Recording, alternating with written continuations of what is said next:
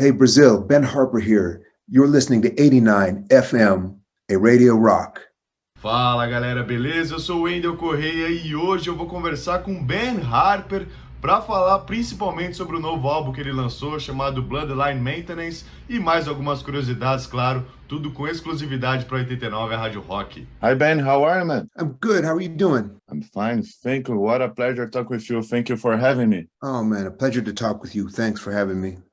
And what do you like to do when you are on a day off on a tour? What I like to do is this. Nice.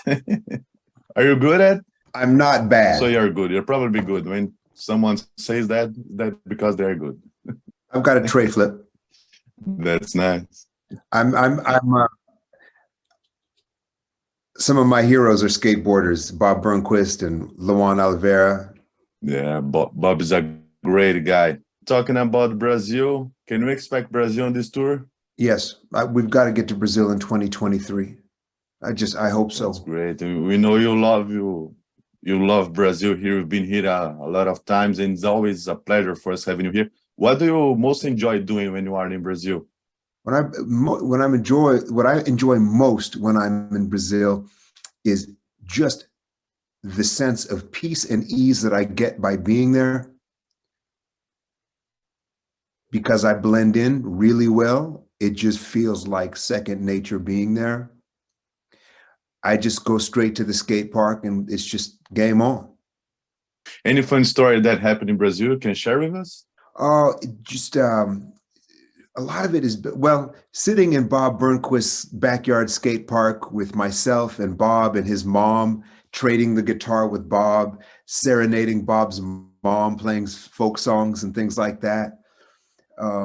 I also met a wonderful, wonderful friend, a woman at the skate park, and she took us into her house in the favelas, and we spent the day with her and saw a giant rainbow from out of her window, and just memories like that just stick with you for a lifetime. And talking about the new album, it's a great album. I really mean it. I've been hearing it since last Friday. Right on. How was the process of writing and recording this album? Writing and recording this record felt different. It just felt different, man. Being in the studio, post-pandemic, at the age that I am, it just everything about it, the lyrics, the way the lyrics came together. And it's kind of hard to explain because it has similarities to the other records and it's a similar process, but it just felt like I personally was in a completely different headspace. When did you decide the name Bloodline Maintenance for the album? It hit me. It was an idea that just hit me in looking for a title for the album. The concept of your bloodline or my bloodline, anyone's bloodline needing a little tune-up, a little repair, some maintenance as far as where to go from here.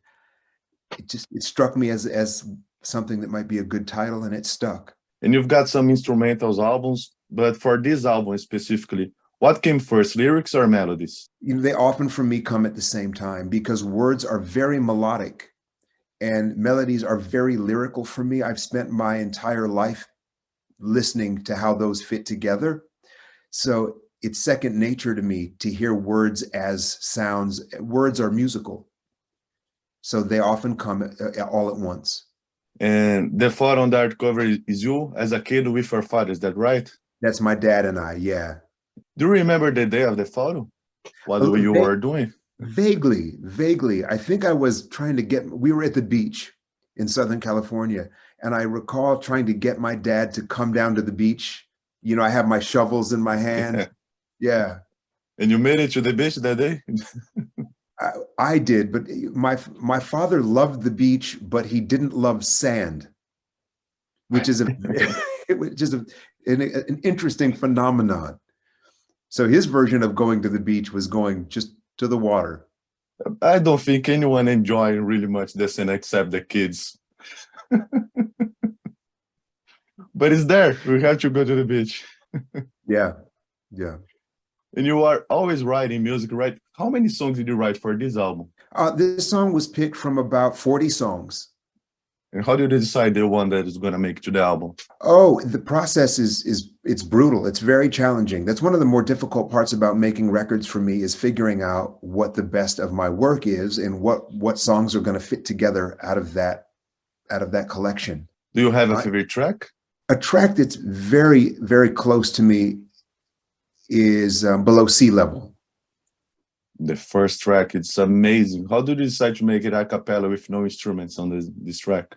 I've been wanting to do an a cappella track again since Diamonds on the Inside. I have a record called Diamonds on the Inside, and there's an a cappella track on that record with Ladysmith Black Mambazo, who are a South African a cappella band group. They worked a lot intimately with Paul Simon. I grew up with them as a child because my family used to sell their records, and so I would hear them growing up. And even as a kid, I would emulate their sound stylings because I was so fascinated with their South African, the vibrato in their voices. So when I came to a place professionally where I was able to work with them, I called them right away. And I always thought that from that influence, I would be able to myself maybe have a variation on that sound. And so Sea Level for me crosses my gospel roots, my American gospel roots with the Blind Boys of Alabama, with my African connection with my friends from Ladysmith. And it became this other thing, this third entity that even, it surprised me how Sea Level ended up coming to life. And that's the best part. That's, I think, when you know you're kind of growing, when you surprise yourself with your own music, like, oh man, like when the songs come out beyond where you thought they would, it's a good sign for the record, I think. Yeah, it's really a great song. And talking about voice, how do you take care of your voice, especially on tour? Well, ever since I stopped drinking alcohol, my voice has been far more dependable on a night in, night out basis. So really, I've never smoked. So not drinking and staying hydrated has been the best thing I've found for singing. That's great. And the second track's an amazing track. We need to talk about it. The first verse, you say everything we need to know. We need to talk about it, say Black Lives Matter, or history say we don't. You're either a Christian or a racist. You can be both. This is a perfect verse. How did you develop this verse? That verse was, that was the only missing verse. That song was done. I had the second verse, the third verse, the chorus, everything was set, but I didn't have the hit. It didn't have the punch. I didn't have the first verse. And then I got hit with that idea. I wrote it down and I saw it on paper. I thought, Wendell, I thought to myself, man, I can't really sing that. I can't really say that. And that's when I knew. I was like, oh, you have to say it. Because if you feel like it's so far out on the edge that it's dangerous, that's when it's time to plug in the microphone. It's a great song, great song.